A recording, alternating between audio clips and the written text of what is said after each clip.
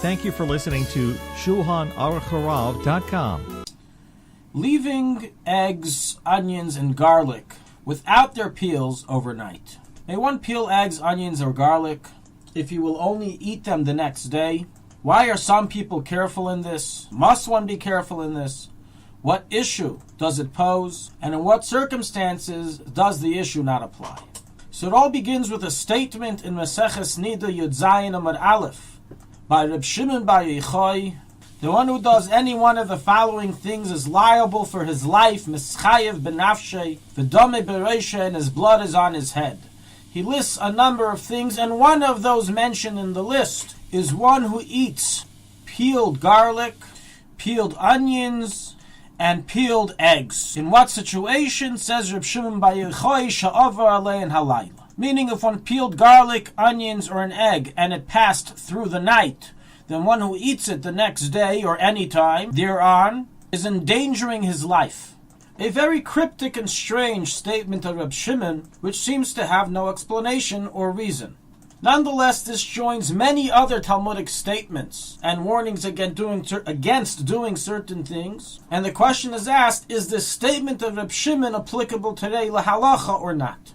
The reason that this product, peeled onions, garlic, and eggs when left overnight, is dangerous, says Reb Shimon in the Gemara, is due to ruach ra, an evil spirit, which can cause one danger. Now, there's many things listed in the Talmud that one should avoid due to ruach ra, and not all of them are recorded or binding lahalacha. And therefore the question is asked, what is the status of this warning? So interestingly, majority of the Paiskim, while they do bring many Talmudic warnings due to ruach ra, do not record this ruling of Reb Shimon. It's not written in the Machaber, not the Ramah, not the Torah, not the Rambam. We thus explicitly find in the Rashal and in the Agaris Mordechai that those things written in the Talmud that are dangerous due to Ruach Ra are no longer relevant and applicable today, and therefore one may eat peeled eggs, garlic, and onions that have remained overnight. However, not all Paiskim agree with this approach. A number of Rishonim record this message of Reb Shimon, so is written in the Kolbei, the Smak, Tosfos, and Shabbos 141a, and so is recorded in the Alter Rebbe Shulchanaruch and Hilchos Shmiras Haguf VaNefesh Halacha 7,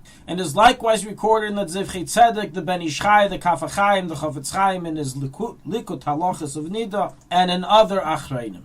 And therefore, halacha l'maisa, this ruling of Reb Shimon is halachically binding, and one is to beware not to leave onions, garlic, or eggs that are peeled overnight, and if he did, he should not eat them, they should be discarded. What is the definition of overnight? Must it be from shkia, from tzeis, until the morning, or even only part of the night, such as if you peel the onion, garlic, or egg at 11 o'clock at night, can you eat it the next day? Poskim of today discuss this question and debate as to the ruling. The Divrei Yatziv writes that it has to pass through the entire night to be problematic. Well, the Shevet HaKasi writes that even if it passed only through the end of the night, it's problematic. Are there any exceptions? Are there any cases that it's allowed? Are there any ways out of this issue? Sometimes being careful in the above is very difficult. You want to prepare a certain food, or the ingredients for the food the day before.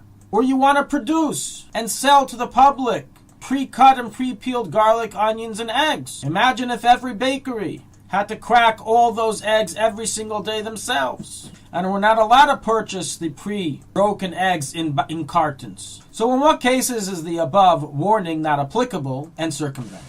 So one thing is clear, that leaving the peeled garlic, onion, or eggs inside of a closed container does not help. So is written explicitly in the Gemara in Nida there, and recorded in the Alter Rebbe Shulchanaruch, Hilchos Shmiras Haguf VaNefesh Halacha 7. However, there is a circumventing method recorded in the Gemara and brought in the Shulchan Aruch of the Alter Rebbe and other Achreinim, and that is to leave the root of the garlic and onion remaining on the garlic and onion, meaning the head of the garlic and onion, where the hair grows from, by the onion. By the garlic, it's the area that was attached to the ground. If you leave that very top piece of the garlic remaining, and so to the top part of the onion remaining, the hairs grow, then no ruach ra can come, even if you leave it open for many nights, and it's permitted to be eaten the next day. The same applies likewise by eggs. Even though eggs don't have a root, they have a shell. If one leaves a shell of the egg on top of the egg, then it may be left overnight and eaten. So you can peel 50 hard-boiled eggs, and leave a part of the shell on each one of them. So too by garlic and onions. You can cut even the root and make sure to leave part of the peel on the garlic or onion. This makes the ruach ra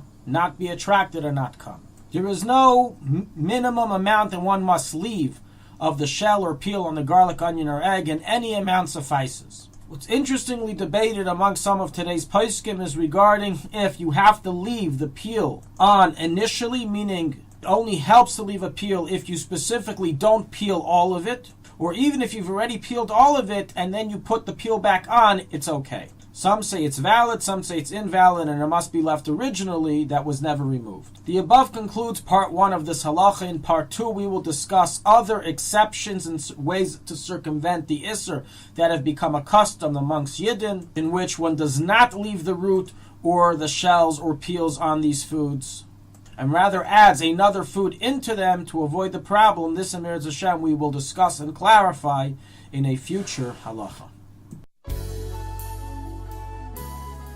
Thank you for listening to Shulchanaruchharav.com. Our free services of making Torah knowledge available to the public depends on donors like you.